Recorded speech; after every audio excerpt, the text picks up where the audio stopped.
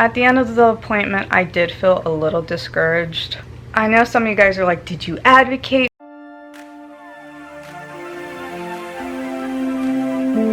Good morning, everybody.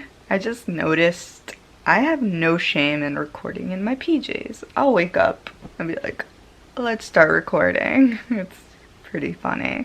And I'll record with my hair messy and just do this without no problem. I did wake up this morning having some tummy pains and I'm like, you guys like my sound effects? They're just perfect for me. There you go. It just describes everything.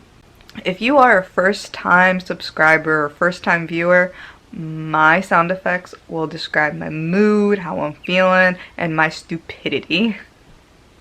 So, like in yesterday's vlog, I said I knew you guys were going to ask me questions, and I was going to be like, OMG, I totally forgot to address that.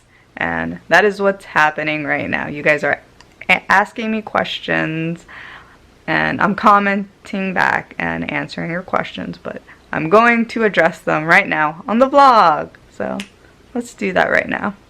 I don't know if I missed this in the video, but are you able to eat a little more than you normally do? No, I just really did not direct it in the video. I just totally forgot about it, but thank you for asking.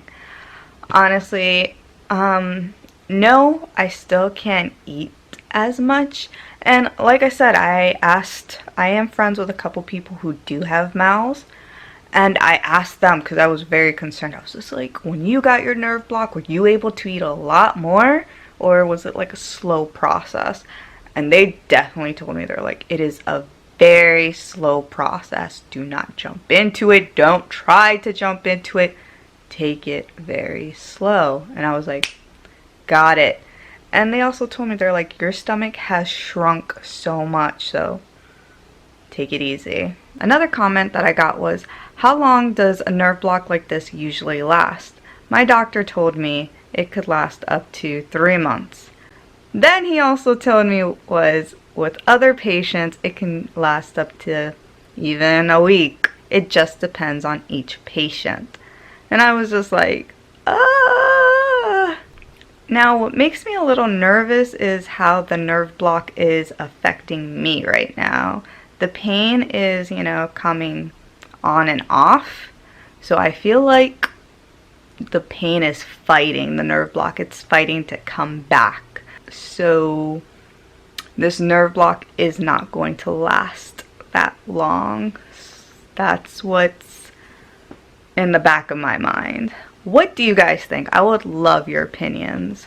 Some of you guys do have experience with nerve blocks, so who knows? I'm definitely going to talk to the doctor about this. I do have a follow-up with this doctor, and this doctor really seemed very concerned with me and my situation, so he seems very eager to see me again. Well, those were some of the questions that I just got earlier today. There's probably going to be a lot more, and I will answer as much as I can, but sometimes I'm just too tired or too weak to answer comments. Now, honestly, something that I learned from this whole break of vlogging was it's so honestly okay to take a break. I know that's like a ridiculous lesson to have learned, but I was just like, I have to vlog, I have to update you guys, like I can't stop. This is something I have to do. I was like, even when I was in bed, I'm like, I gotta do this. No, I can't put the camera down. And it was just a little bit stressful. I think it really took a toll on me, and maybe that's what really increased my abdominal pain a lot more. And there are going to be days still in the future, even tomorrow, who knows, that I'm just going to have to put the camera down and be like, not today. So if you guys see that there's no vlog, it's just not a day for vlogging. I need to take a rest day, sadly, because my health has to come first. I know you guys are wondering, why are you making this small little clip of saying this? I have some of you subscribers who are amazing and are totally understanding, and then some of you other subscribers who get really upset that I don't post or don't make a comment of saying, hey, I'm going to take a break, and get very upset about that and get super worried. And I love that you get worried and very concerned about me. You guys can also look at my Patreon, where I will make a post, a public post saying, hey, I'm not feeling well today. I'm so sorry. So if you guys ever are worried about me, check out my Patreon, and there will be a post updating every single person. The link to my Patreon is in the description box right below. So if you guys want, definitely go check out my Patreon and browse around, and you'll see some public posts there for you. Ta-da! I got a little dressed up, got out of them PJs, and got a little bit more comfy. Started my infusion for today. And Paul is coming home from work. We're gonna go do a little date today. He really wants to go watch a Marvel movie. What? And if I have a little bit of energy to spare, it is going to go towards him, because he deserves it 100%, because I love him times infinity. But when we do come back, I will tell you guys what happened with the mouth surgeon, because you guys need to be updated on that, because that is what today's vlog is all about. We're back early from our movie, and I know some of you guys are going to be wondering, what Marvel movie are you watching? None of your business. We are behind a little bit on the movies, and we're watching the Black Panther. And of course, everybody already watched it. So oh yeah, everyone. So the movies so that movie is actually pretty empty. So they probably canceled it because no one bought any tickets. Most likely, let's be honest now. So we're going to watch it a little bit later, because we're the two people who bought tickets for that hour. So regardless to say, they're losing money on this showing, but, you know, they still got us going. We'll be the only ones in the theater, so. Yay! I like it. So I know you guys are wondering, what happened with the mouth surgeon? That is going to be an adventure to talk about. And I have my wonderful husband here to help me explain. So, what happened was we drove to the appointment, we got there early, filled out some paperwork, you know, just the standard procedures of stuff. We got into the back room, the nurse took all of the CDs of her ultrasound, the MRA, previous documents, standard procedure, and then the resident doctor came in. He talked to us for a while, writing all these notes and doing, you know, just asking a bunch of questions and everything. Whenever I think of resident doctor, I think of Grey's Anatomy. Sorry, guys. I was like, goodness gracious, woman. Sorry. Anyways, so the resident doctor started taking all these notes and everything Grey's Anatomy. And we're like, great, you know, taking us seriously. And he's felt, you know, we felt like he was trying to help as much as he could. And trying to understand me. Exactly.